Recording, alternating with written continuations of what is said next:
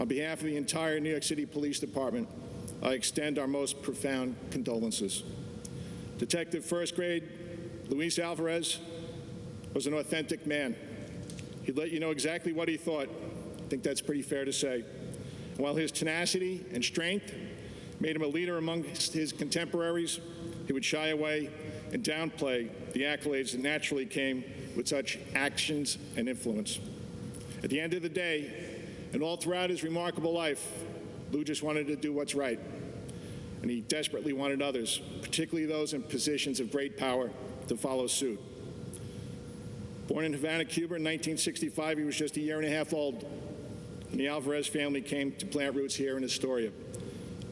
Lou attended this church, was a deacon at this Tower of Faith. He graduated from Monsignor McClancy Memorial High School in East Elmhurst and served heroically as a United States Marine. And then 4 days shy of his 25th birthday in 1990, Lou Alvarez became a New York City cop. He was initially assigned to the 108 precinct, not too far from here in Long Island City. 3 years in, he made another brave, courageous decision. He transferred to our narcotics division, where as a talented undercover, he earned an investigator's gold shield, followed 5 years later by second-grade detective, and 2 years after that, first grade. And for those of you who are not in the NYPD, that's a tremendous accomplishment. By 2004, though, Lou was in search of a less stressful and perhaps less dangerous assignment. So without a hint of irony, which I still can't believe this, he joined the NYPD's elite bomb squad. Talk about an exceptional human being. A highly decorated cop living life on his own terms, Lou retired 20 years and 1 day after he started. If his story had ended there, it would have been enough for several lifetimes. He really was the perfect depiction of the American dream, a shining example of our city's great diversity, as well as the extraordinary call to service that so many courageous New Yorkers embrace, even if only for just part of their lives. But for Lou Alvarez, he was far from done. Lou believed strongly in the equality of all people, especially in political, social, or economic life. And as the world clearly saw recently, he actively and with trademark stubbornness promoted that belief until his dying day. For the last 3 years, Lou fought cancer in a truly incredible and ultimately very public manner.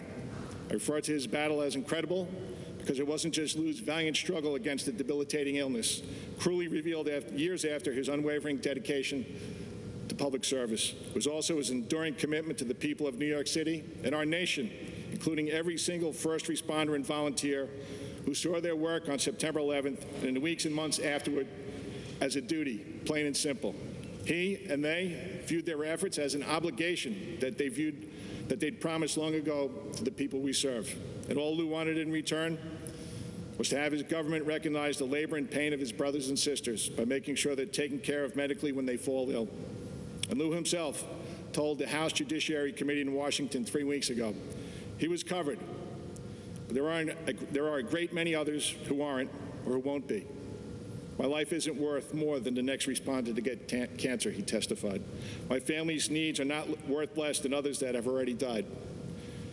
Lou emphasized with blunt grace that future families stand not only to experience the stress of fighting these terrible illnesses, but that their struggles will be compounded by the unconscionable financial burden of trying to fund their health care. The NYPD alone lost 23 brave souls on that day the terrorists attacked our nation. And more than 500 of our members have since contracted various ailments and life-threatening illnesses. And as of this morning, 222 of them have already died, including Lou Alvarez. And tomorrow, that number could rise. And in the years ahead, it most assuredly will. No person who responded to 9/11 or who worked to the point of exhaustion during the lengthy rescue and recovery period that followed should ever need to beg our elected officials to act. But I'll tell you this, we can thank God it was Lou Alvarez who stepped forward to make that demand on behalf of every citizen and resident of our country. And so, with the 9/11 Victim Compensation Fund running out of money and set to expire next year, and Congress considering a possible vote sometime this summer, the time for action is long overdue. It is in Lou's memory that we must strenuously urge all our representatives to recognize that the United States of America cannot, in good conscience, place a financial cap or a temporal limit on this slow-moving crisis. They absolutely must vote to extend and to shore up adequate funding for the VCF indefinitely. Because as Lou, a paragon of resolve, flatly insisted, it's the right thing to do. This is all really very simple. These heroes responded to calls for help. They did not hesitate. That's who they were and still are. They are the very best among us. So I'd ask everyone to take a moment to appreciate that these people, your neighbors, put themselves in harm's way to keep you safe, and understand that they will always do everything in their power to protect you.